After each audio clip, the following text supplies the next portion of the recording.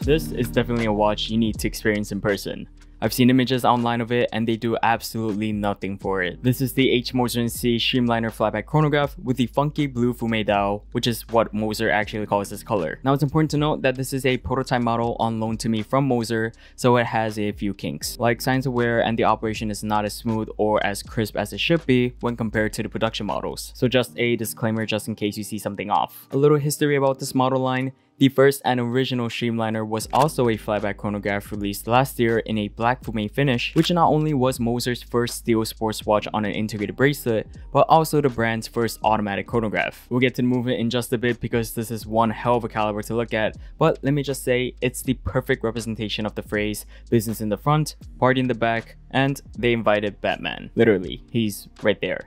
Let's take a look at the specs, which really surprised me because, like many, when I read that this watch had a 42.3mm diameter, I immediately thought that this is a big chunky piece of steel, which was somewhat justified because most integrated bracelet sports watches were larger than their suggested diameter due to protruding end links. Those usually add a few millimeters to the overall lug to lug, but let me just tell you, this watch and all the Streamliners in general do not wear nearly as big as you think. I have a 16cm circumference wrist that feels at home with a 37mm Royal Oak, yet I have no problem wearing the Streamliner because the lug to lug profile is basically the same as a 36mm Datejust. The thickness is also quite reasonable at 14mm with 2mm coming from its domed sapphire crystal, but the case is actually sloped with radial brushing that greatly profiles this watch to feel a lot thinner. The sides are recessed with horizontal brushing and polished bevels that perfectly transition into the bracelet, which I believe is the key factor to make any bracelet feel truly integrated. Many watches fail to carry over the finishing on a case to the bracelet, which introduces a point of disconnect on something that's supposed to be quote-unquote integrated. So with Moser having manufactured their first integrated bracelet, they absolutely nailed it because this watch truly feels like a single entity. It's also quite sporty. The appearance is a given, but it's functionally more than capable of handling day-to-day situations, especially when it comes to water resistance because this watch is dynamically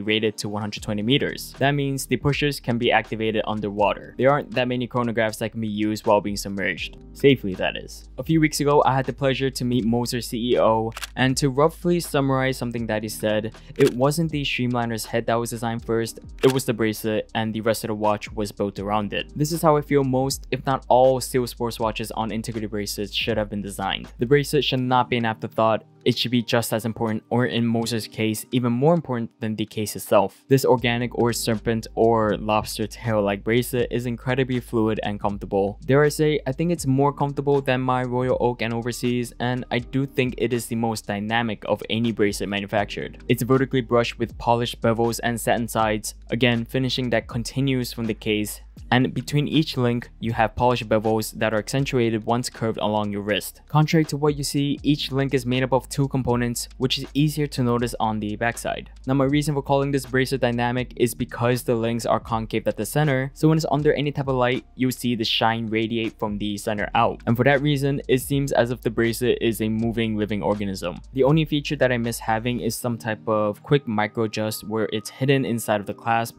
yet you can pull it apart to add a few millimeters of extension. I don't mind that the Streamliner doesn't come with extra straps or some type of quick bracelet removal system because the bracelet is, again, what makes the Streamliner the Streamliner. To take away the bracelet would be to take away what makes this watch so charming. But that's not to take away from the rest of the watch. This blue fume dial is quintessential Moser. Fume is Moser's thing, and they really made it a major part of the brand's identity. It starts off blue at the center and radiates outwards to black, where you can find the checkered minutes track and apply 60-minute marker at 12. Since it is a flyback chronograph, you have 4 hands, the hour, minute, flyback second, and flyback jumping minute, which I feel was the only way for Moser to have a chronograph. That's because the brand is also synonymous for having clean dials, which means no unnecessary text, and more importantly, no sub-dial registers. I much prefer the cleaner look of having central chronograph hands opposed to sub-dials, and they are a bit more useful because you can track up to 60 minutes opposed to the 30 that most sub-dials are limited to. The lume is also somewhat unique to Moser because it's not painted onto the hands. The material is called Globalite, which in short is ceramic that's luminescent, so it's applied on top of the hour and minute hand. Since it's not painted on, the lume is able to free flow at the tips, and what's even cooler is that the flyback hands and the Globalite on the minute hand are slightly curved at the tips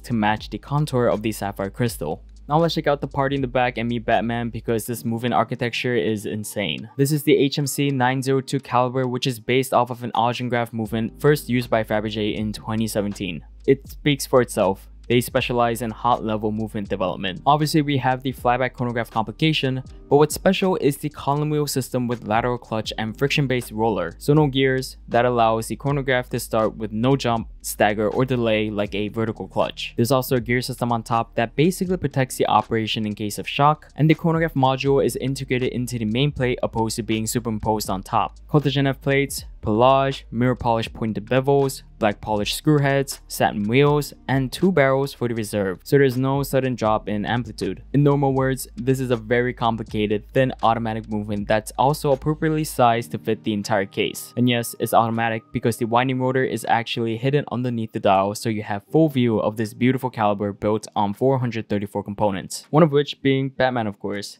I really love how ridiculous that is. And overall, that's how I feel about this Streamliner Flyback Chronograph. It's such a playful and of course funky looking watch, yet it's undeniably a serious piece of horology from a mechanical standpoint. I suppose that's why I find this watch to be so polarizing. Again, business in the front, party in the back, and that's how I view Moser as an independent brand. They aren't trying to flex their horological biceps, they're just having fun while delivering quality and trying to cater to those who are getting bored of conventional designs. So the Streamliner Flyback Chronograph is not for everyone. I get it, it's different, very different because it's not what we're used to seeing. But if you're on board with this aesthetic, I have very little doubt that you'll be disappointed with what the rest of the watch has to offer. Let me know down below what you guys think about this piece.